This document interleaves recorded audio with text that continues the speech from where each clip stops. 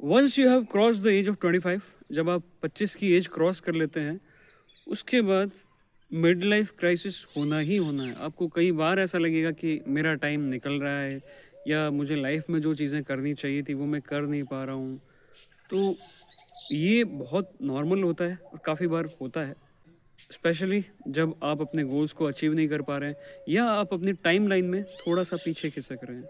तो मैंने इसका क्या सोल्यूशन निकाला था कि मैं इस तरीके से सोचता था कि मेरे दोनों भाइयों की जॉब लग गई थी। तो मैंने कहा भाई, मैं अपनी पेरेंट्स की तरफ से मेरे को कोई रिस्पॉन्सिबिलिटी नहीं है, इवन अगर मैं कुछ भी हो जाए मुझे कोई फ़र्क नहीं पड़ता। तो ये पहली चीज़, अपने माइंड को हेड फेंक देना एक, कि मुझे उनकी कोई चिंता नहीं है, ठीक है, मुझे सिर्फ अपनी चिंता है। सेकेंडली मैंने ये किया कि मेरी टाइमलाइन मैं डिसाइड करूँगा, ये सोसाइटी नहीं डिसाइड करेगी कि कब मुझे क्या करना चाहिए। तो ये प्रॉब्लम स्पेशली गर्ल्स के साथ भी होती है कि काफ़ी बार उनके ऊपर प्रेशर होते हैं काफ़ी ज़्यादा, कि 25 की एज आपने क्रॉस कर ली है, आपको you are suppose to do this, you are suppose to do that.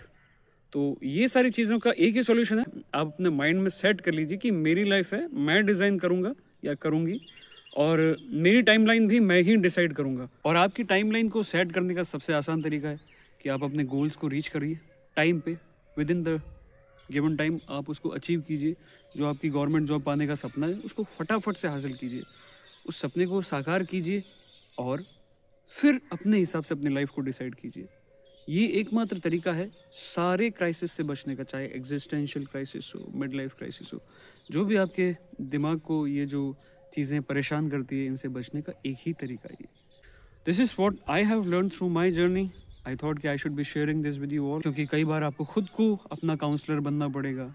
तो जो पहले कर चुके हैं, जिन्होंने पहले इन चीज़ों को फेस किया है, वो अगर अपने जो पैटर्न्स हैं वो शेयर कर दें। यूजुअली लोग पूछते हैं कि आपके नोट्स शेयर कर दो। मुझे लगता है कि नोट्स से ज़्यादा आप अपनी जो हैबिट्स है, जिनकी वजह से आप टिके रहे, वो शेयर करेंगे तो ज़्यादा एक्सपीरियंस का फ़ायदा है। ये असल नोट्स हैं, बाकी स्टडी मटेरियल इतना मैटर नहीं करता। ये जो माइंड सेट है, ये जो मेंटल स्ट्रेंथ है, ये मैटर करती है। So stay motivated, keep on grinding, इसी तरीके से जुड़े रहिए और सेव ज़रूर कीजिए, क्योंकि कई बार आपको जब लगे कि लाइफ में कुछ हासिल नहीं हो रहा, तो आप वापस आके इन वीडियोस के थ्रू आप एक अपनी लाइफ को रिकैलिब्रेट कर सकें, फिर से डिसोरिएंटेशन की स्थिति से बाहर आ सकें।